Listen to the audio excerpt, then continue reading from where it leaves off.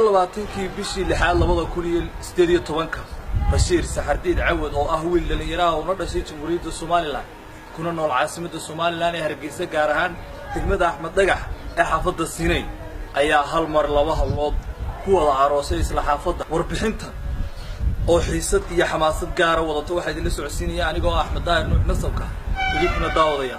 dad badan ayaa u xiiso qaba inay ogaadaan sida ay ku dhacday inuu hal mar nin wada arooso laba dumar ah walna daawada aniga iyo saddexda lamaane su'aalaha iyo sidoo kale warbixintana dhex marta shirwaaka dhinacayga fadhiya laba dumar ah habeenkii xalay ahaato ku wada aroosay caasimadda Soomaaliland marka hore bishii loo soo dhaweynaya mar labaadka adiga iyo qoyskaaga waqti Ilaahay idinka dhigo labada qoysba qoyskii lagu nasto magaalada oo khayr qabana kale helo Ilaahayna ha barakeeyo marka labaad dhalinyaro badan bay maskaxdooda ku guuxaysaa tolo sidii uu dhashay ay ugu soo kordhisay inuu magaranaysa ay wada dumar hal mar wada arooso waayo tusaalahaan marka inta la hadlayso ee aad wada sheekaysanaysaa haddii aad tusaalahaan aragtaan haddii aad markaaga mashquula inta wax laga yaabaa inay hinaasto oo magaranaysa xanaaqdo laakiin adigu Bashiir ahaan bal ka waran sidee baad u adeegsatay makaarar kala lahayd bal sidee baad u adeegsatay labada dumar magaranaysa ay aad midayso wallahi iskaar ma laha kaaro quraan laha laakiin waan midayay waan isku dayay waan isxaqweysiyay waan isku sheegay bacdiya kalsooniga qaatay ayuu galay iyaga labaduba ku kalsoonaa oo kaar kale iyo waxyaabo kale toona ma lahayn mid marka la hadashay ee magaranaysa aad wax jacaylkaaga u badhigtay tikana wada u sheegi jirtay waxa jirtay gabar kale la hadlayay waan guursanay waan isku geyn jiray way markii aanad ka hor intaanad hawshan gelin ma ku hami jirtay mar laba dumar wada guursato sidaan ku hami jiray aad iyo aad kaba qurux badan inaad mar wada guursato marka aad u eegto maadaama tahay qof waa yaaraga iyo inaad marba kala mid guursato oo magaranaysa aad kala yaro dambaysiiso kaba wanaagsan aniga waxa ila qurux badan xadaayro mar istoo guursato maadaama ay inta kale inaasa imanaya labuuqiyo beeriyo shabashkaayna way marka marka hinaaso wax la mar hayso raac way aad iyo aad baad maasantay labadaada dumar wax la keenay iqra iyaguna way noo iman doonaan dareekooda farxadda ay nala qaybsanayaan maxaad u soo jeedinaysaa dhalinyarada aan weli iyagu guursan ee madrasa buurjuuga ee ka baqanaya markii kaliya dhalinyarada xalay ku dhiisay guur wax laga baqo maaha inta badan waxay ka fikiraan wax la'aan iyo waxyaabo madrasa la halmaana guur gaari iyo waxyaabo noocaas ah leejiya diituna doo marka fakhr ka baqato guurso bay natin diitu wax la ka baqato guurso marka wax la dhalinyarada ku dheerida odayaasha wax la fadhiga ka kaca odayaasha dhalinyarada fadhiga ka kaca way daawadayaal aad iyo aad buu maasay Bashiir Saxardiid Cawad imikana waxay noo iman doonaan labadiisii xaas Nimco iyo Iqra oo iyaguna arsan doona isla markaana dareekooda farxadeed ka dhiiban doona waxaan dardaar wadinayaa dhalinyarada aan wali iyagu guursan waxay u yihiin tusaale waxay u yihiin hormuud waxaana yihiin dad in lagu daydo mudan way haddaba dhammaan daawadayaal waxaan idin leenahay dhammaantiin nala dhageysta oo nala daawada muuqaalkan ay farxadda nagula wadeegayaan lamaanaha caawa sida wada arkaysaan jawiga quruxda badan leh Iqra iyo Bashiir iyo sidoo kale Nimco waa lamaanaha idin soo gudbinaynay waa wada aragtaan Bashiir labaduba waa xaaskii Bashiir marka hore ورها بليين إن إلهي قويسكي اللي قلنا قاعدين اللي قلنا استاك يلا وضع خير قبرك على هذا واي واحد هو رئيسين يا إقرار لنا عايز الفريدة ما دام هرو رئيسين سوى ركتين سيد بشير إقرأ مركور وكسور وينيا كور درين كاغا سيدو كلام حلو تشيني سافر يردا أول يجوا بقولسين مقرنا سا قولشوجا كور هاي ترى مقرأ وما تصنعي رنجي آدي يدو فرحسناي ما شاء الله آدي يدو فرحسناي والله فرحة آدي يدو فرحة والله كل يسير فرحة ترى اللي يرد أنا كوسنا حاليا كوسنا كدبارة آدي يدو كوسنا والهين وحسوق والهين وحسوق والهين غير وسوق والهين أنا صح أنت ما تروح شيء يدو ما في ناس تشيل ما لا لا بس أبي أبغى بيجي بالليل وقت أنا كلا حاسة تشيل ما لا عقد بيجي وين محلل المركا إن مر لو كنا كونكسن in magaranaysa ayagu mid walba mid guursado saasaan ka wanaagsan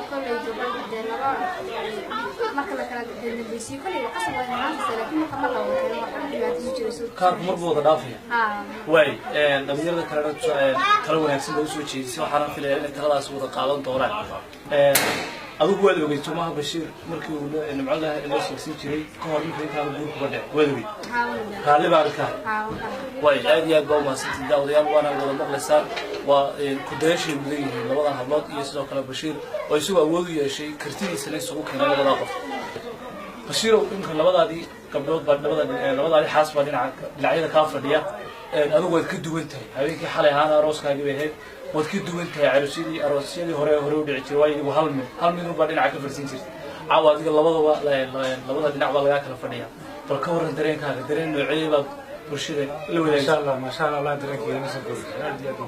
labadii qof ee aad dunida kala baxdayna waad haystaa labadiiba way aad iyo aad baad mahadsantahay daawadayaal waxaan filayaa inaad weli nala socotaan way nimco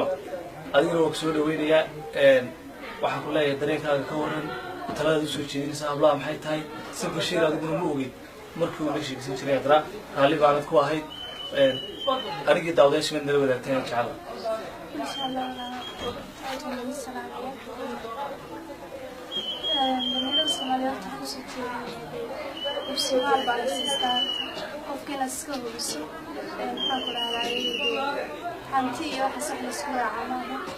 muhiimadu waa in qofku akhlaaq leeyahay qoyska lagu soo bixi karo qoyska waayo waxay Soomaalidu ku maamaadaan in xil qaaday ay tahay marka waxa la iska hubiyo laga sidoo ku raacina waxa la iska fiican isaga tijaabiye anagu runta Bashiir waxa raacay in ay hantiida daan ku shuuso waan in loo jecel family-ga soo jeedin caadi ah ay jecel family-gooda aan soo dheernahay waalidku uu dhalay Bashiirna ma sha Allah aad iyo aad u jecel dadkana uu uga duwan yahay waayo waa qof qaaliya oo qof aan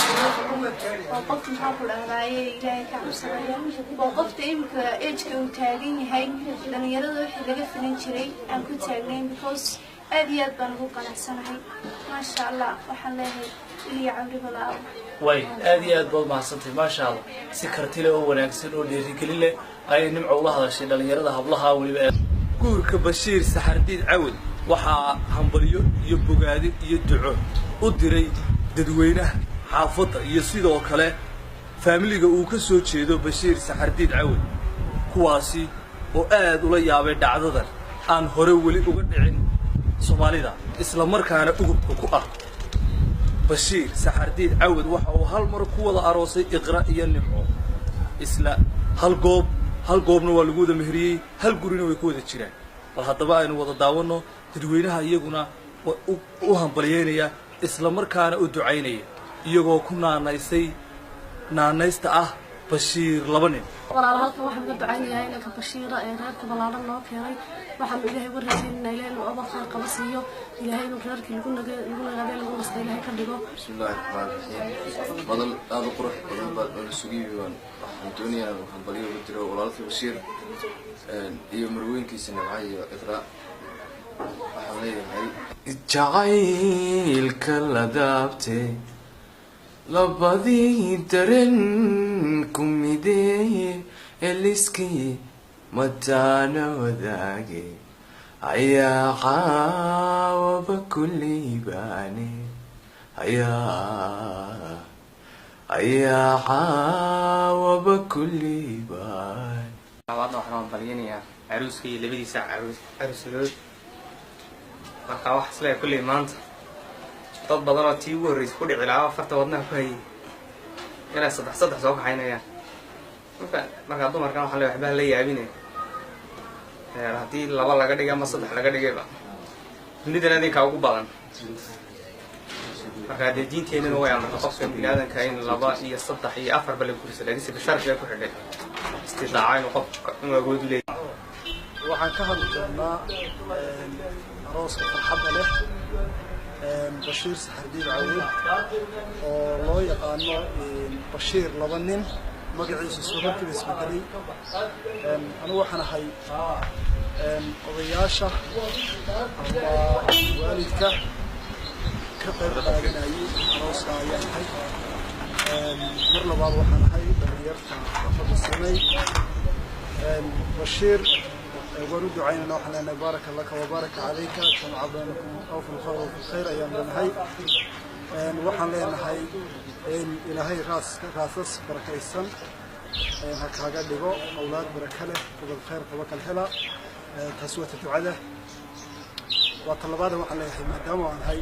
waalidka gurigiisa hawsha ka dhacday waxa weeye qisas dadku aad u leeyihiin dad badan ay leeyihiin hawshan wax suurtagal maaha dumarku ay u sii daran yihiin dadka ay la yaabaan hawshan waxaan leeyahay adduunka xiriirkiisu way bedelayaan meel khayr ku jirana ilaahay baa yaqaana dumarka waxaan leeyahay inta guur beeli lahaydeen wala waxa ka qurux badan idinkoo laba ay isku kalsoontihiin iyo saddex isku kalsoontihiin ragga waxa xasan dumarka leeyahay raalina iga hadii xanaaqaysaan hadii inta ka xanaaqaysaan taas waa taa ragga ayaan leeyahay dhalinyarta waxaan leeyahay lambarka saddexaad baa leedin rabaa lambarka labaad waa la qabsaday Allah idin barakeeyo aad iyo aadna waan salaamayaa inay marka hore haba sameeyaan inay afar dumar in kaliya wada guursadaan ama laba ama saddexba laakiin muhiimaddu waxa weeyaan inay qofkan yahay qof lagu kalsoon yahay oo mas'uuliyadda inta la qaadi karo Bashiir Saxardiin Cawadna Ilaahay ha fududeeyo mas'uuliyadda uu